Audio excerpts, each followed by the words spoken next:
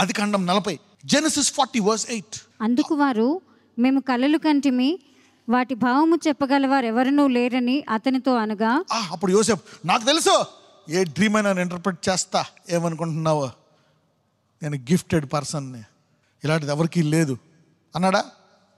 చూద్దాం ఏమన్నాడు. యోసేపు వారిని చూచి, భావములు చెప్పుట దేవుని ఆధీనమే కదా. నాకుంది, కానీ నాలో ఇది దేవుని ఆత్మ వరము. భావములు చెప్పుట ఎవరి ఆధీనమంట?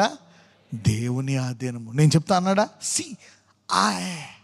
నేను ఇగో, నేను గ్రేట్, నాది. అందుకే గొడవలు వస్తాయి, అందుకే తిట్లు, అందుకే బాధలు. చూద్దాం. మీరు దయచేసి ఆ కలలు నాకు వివరించి చెప్పుడే నేను. ఎలా మాట్లాడుతున్నాడో చూసారా? A gift will continue with humility, operate in humility and love. వరాన్ని వినయంతో వాడాలా, ప్రేమతో వాడాలా. దేవుడు తీసుకొస్తాడు, మనుషుల్ని ఎదుట పెడతాడు, ఇసుకిస్తాడు, వాడు కొట్టిస్తాడు, ఇబ్బంది పెడతాడు, అన్నమాట చేస్తాడు. అందులో ఆ యుద్ధంలో పడిపోతావు. అందుకే ఇక్కడ ఉంటే అన్నదమ్ములకు ఫైట్ అవుతుందని దేవుడు తీసేసి ఒక మార్గం, ఒక platform, a gift will give you a very high platform.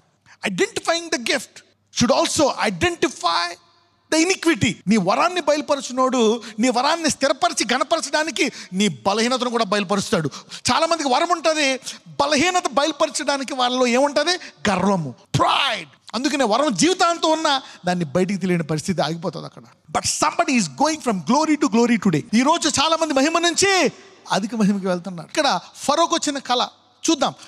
ఫరోకు వచ్చిన కళ, రాజు అయిపోతావు నువ్వు, ఇంకా కింగ్. సరే, ఇక్కడ ఏం చేశాడో చూద్దాం. ఆదికాండం 41:15-16, జెనసిస్ 41 from 15 to 16. ఫరో యోసేపుతో, నేను ఒక కల కంటిని, దాని భావమును తెలుపగలవారు ఎవరునూ లేరు.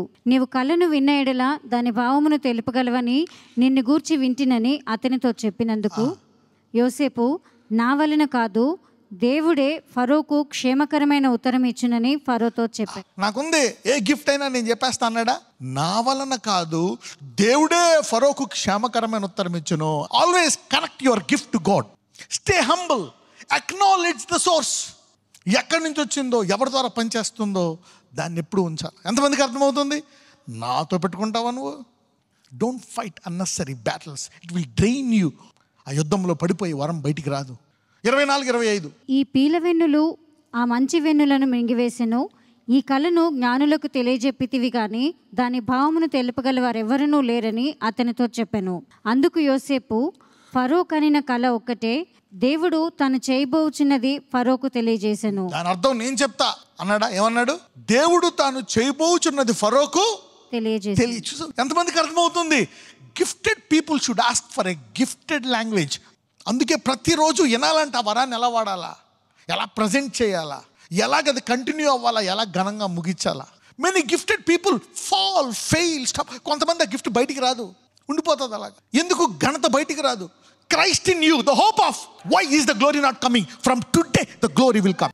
బలహీనత గురించి చెప్తే సర్ర తరాజోవా చెప్పకూడదు, వాళ్ళ తప్పులు తెలుసుకోరు. చెప్పినా కానీ నువ్వు ఫేక్ డబ్బా కొడతా ఉంటే సూపర్. చూద్దాం 28 చదువు. నేను ఫరోతో చెప్పు మాట ఇదే, దేవుడు తను చేయబోచున్నది ఫరోకు చూపించెను.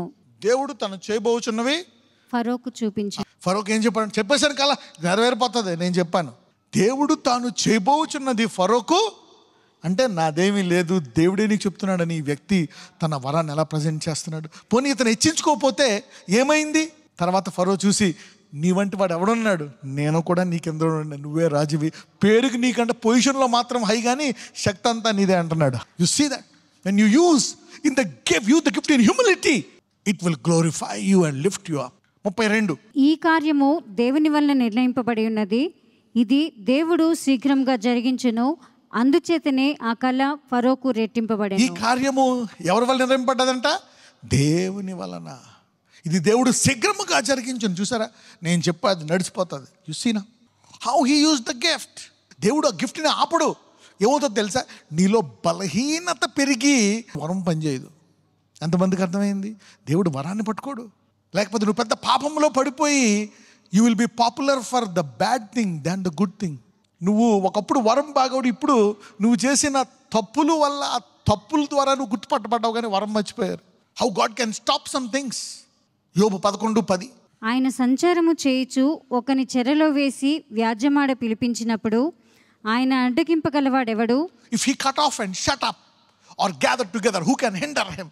దేవుడు ఏదైనా ఆపేసాడు అనుకో, నీకు ఇవ్వను, ఇది ఆపేస్తానంటే ఎవరు ఆపగలరు?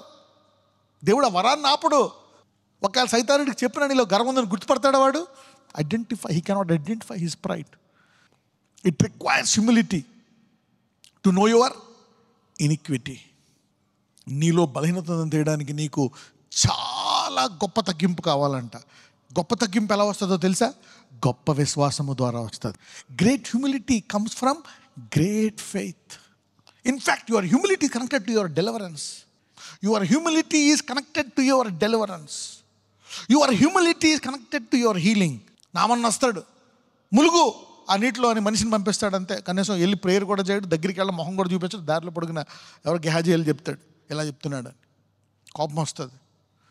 నన్ను కలిసి చెయ్యేసి ఇంట్లో భోజనం పెట్టి నా మీద ప్రే చేస్తాడు అనుకుంటే పోయి ఆ మురికి నీటిలో మొలగమంటాడా? యోర్దాన్ అనేది మురికి నీరు. ఇజ్రాయెల్ అన్ని నదుల్లో కల్లా అది మురికి నది. అదొక కోపం. నేను వెళ్ళను.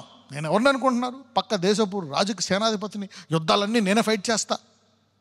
అంత టాలెంటెడ్ అండి నాతోటి ఈయన. ఆఫ్టర్ ఆల్ ఒక ప్రవక్త రాకుండా ఉంటాడు ఇలాగా. నేను ఉండేది రాజు లాంటి ఇల్లు. ఇప్పుడు పక్క వాళ్ళు చెప్తాడు, అయ్యా అతను ఏదన్నా చెప్తే చేస్తే తగ్గించుకుంటే మనకి ఏమన్నా ఉపయోగమేమో అని ఆ సిపాయి ఎవరో చెప్తే సర్లే అని వెళ్ళి ఏం చేస్తాడు?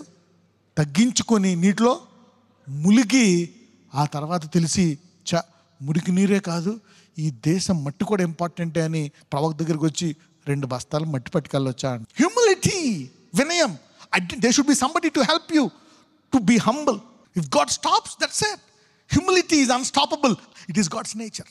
ఒక్కొక్కసారి నీలో బలహీనత ఉన్నా, అన్నీ ఉన్నా, సమస్తాన్ని దేవుడి దగ్గర పెట్టావు అనుకోండి. అయ్యా నా బలాన్ని, నా బలహీనత, నా మంచితనాన్ని, నా చెడుతనాన్ని, నా ప్రార్థించే గుణము, నా ఇచ్చే గుణము, నా అసూయ, నా కుళ్ళు, కొన్ని నాకు తట్టుకోలేను. నేను ప్రార్థిస్తా, ఉపవాసం ఉంటా, బైబిల్ చదువుతా, వాక్యం చెప్తా, రోగులను స్వస్థపరుస్తా. కానీ ఒక్కొక్కసారి అసూయ వచ్చిందంటే తట్టుకోలేను. నేను అసూయ లోపల చూసినా. ఇవన్నీ ఒకవేళ దేవుని దగ్గర పెట్టేశామనుకో, శిష్యుల్లాగా అన్నీ పెట్టేశారు వాళ్ళు. అప్పుడు దేవుడు ఏం చేస్తాడో తెలుసా? వాళ్ళన్నీ బయటికి చూపించినా కూడా వాళ్ళని శుభ్రము చేసి స్థిరపరిచి భూలోకాన్ని తలకిందులు చేసే వాళ్ళ చేస్తాడు. వాళ్ళని పరలోకానికి పునాదులుగా చేశాడు. Surrender your pride to God. ఒకవేళ నేను వచ్చేసి ప్రభువా నేను ఆమెను అద్భుతాలు ఎరగొట్ట కానీ ఈ కొట్టేసే బుద్ధి పోవట్లేదయ్యా అని ఒకవేళ యోధా వచ్చాడు అనుకో, మార్చేవాడా దేవుడు అతన్ని? ఒక అతడేమో డౌట్ క్యాండిడేట్, ఎవరో తోమా. ఇంకొకళ్ళేమో ఒక్కసారి తండ్రిని చూపించు చాలు. ఇంకొకళ్ళేమో నువ్వు అలా వెళ్ళాలని చేయలేని వీల్లేదు అని గద్దించేవాడు, ఎవరో. వీళ్ళందరూ సరెండర్ అయిపోయారు. ఆ బలహీనతను బలంగా మార్చాడు దేవుడు. దావీదు అంటాడు, అయినా నేను చచ్చిన వాని వల్లే నీ దగ్గర పడుతుంటాను. నా చెడ్డ బుద్ధి మంచి బుద్ధి నీలో ఉండడం చూపించు. నేను చెడ్డ వాడిను మార్చు, కడుగు. కొంతమంది నేను గుడ్, వాళ్ళ చెడు గురించి చెప్పకూడదు. అందుకనే ఎన్ని వరాలు ఉన్నా ఆగిపోయి ఆ వరాలు బయటికి రాకుండా పోతున్నాయి. ఎంతమందికి అర్థమవుతుంది? నజరేయుడనేసయ్యా, ఇదిగో ప్రభువా నీ వరాన్ని నేను బయటికి తీస్తాను ఈరోజు. I want to bring out the gift in me. ఈ భూమి మీద ఏ ఒక్కరూ కూడా ఆ గొప్ప వరము బయటికి తీయకుండా ఉంచవు నాయన. నన్ను సృష్టించావు. You have wonderfully and fearfully made me. మహాద్భుతముగా చేసావు నా శరీరాన్ని. కొన్ని వేల నరాలు ఉన్నాయి, ఎముకలు ఉన్నాయి, కండరం ఉంది, ఊపిరితిత్తులు ఎన్ని ఎలా పనిచేస్తున్నాయి, డైజెస్టివ్ సిస్టమ్ అద్భుత రీతిగా నన్ను చేసావు నాయన. ఏ వరము నాలో పెట్టావు?